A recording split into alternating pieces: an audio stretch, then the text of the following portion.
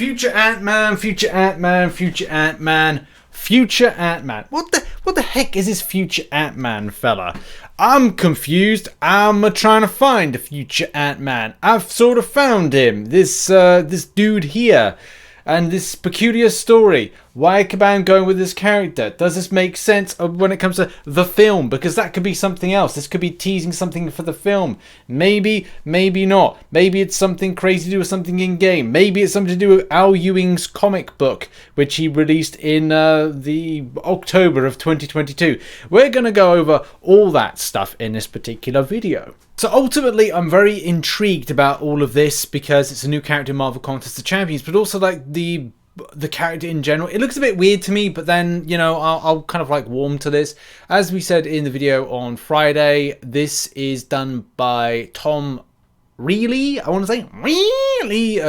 Tom Reilly could be that's maybe the name. And the really cool thing about this is that this is from a limited comic book run of a story when it all involves Ultron. Now, I'm probably going to pick up this comic book because it kind of went whoosh, just kind of like over the top of my head. This was a 4 comic book short, which, I'm going to pick up this comic book. It actually looks really sick, the way they kind of like do some of the different artwork and different types of variants of Ant-Man. And you'll see Hank Pym, Scott Lang, the future Ant-Man, and one other Ant-Man as well. So there's like this, I think it's 4 Ant-Men.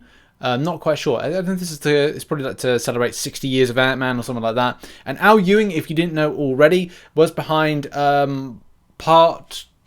it wasn't producing, it was writing the Guillotine story or something like that. So he had a part to play when it comes to Marvel Contest of Champions in some elements. And actually we've had him on the channel. So if you know, you know, we've got a video somewhere of Al Ewing here on the channel doing an interview about Guillotine and the story behind the character. And that was a really cool interview. I'm really glad I got to interview Al Ewing. And I want to do something else in the future to interview more comic book artists and writers and stuff like that. In any case, I wanted to learn more about this character, which is Ant-Man of the future, which is Ant-Man of 2549, a time-traveling Ant-Man from the year 2549 AD. So in the future, Ant-Man can time travel. Who'd have thunk it? He could do that through his helmet, I can imagine. So Dr. Zane Askar was a scientist living in the year 2549 where All-Father Ultron had left the planet desolate. To reverse the effects of the All-Father Ultron's destruction, Zane invented a nanoswarm, ant-like nanite robots that could be used to replicate the ecosystem. However,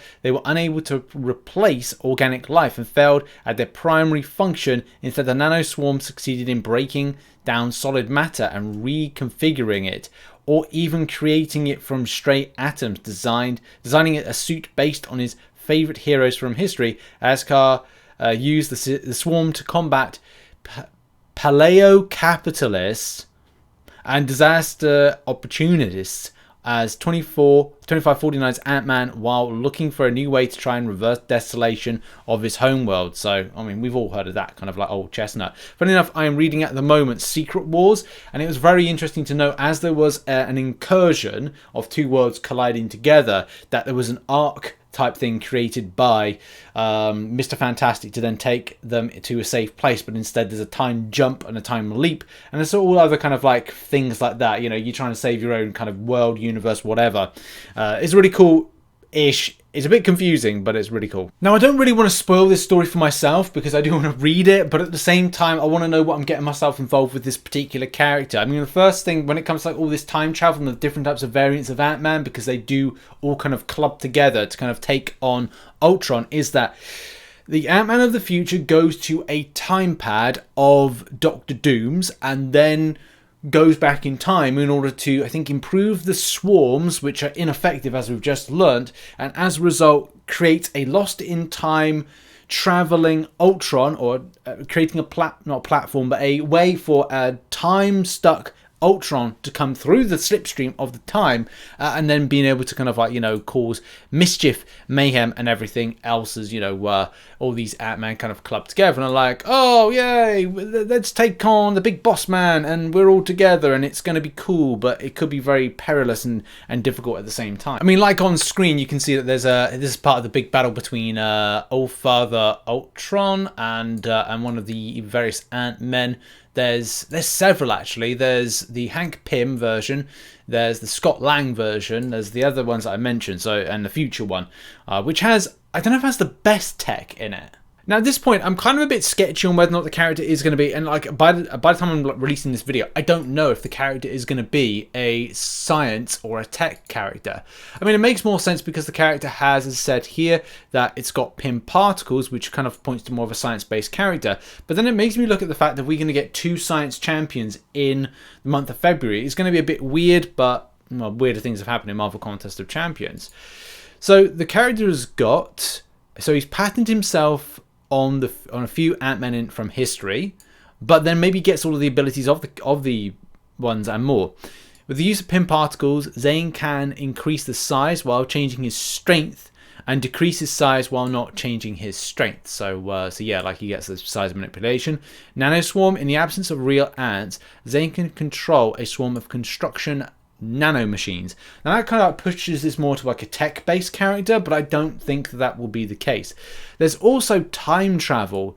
Now I can't remember, is there something in one of a character's kit, not with time travel, but maybe they can kind of like manipulate what's going on. I don't know if this will be something that Marvel Contest of Champions, we'll probably, by the time this video comes out, have a I don't know, a reveal of the characters in motion, and I'll probably do like a reaction video, which will probably be up on the channel. I actually don't know why I'm releasing this video, but I wanted to find out a bit more about the character and like the backstory, because I just didn't know anything about this character, which, as a lot of us know, this is a brand new character to the Marvel Universe. It's so new that it's October 2022.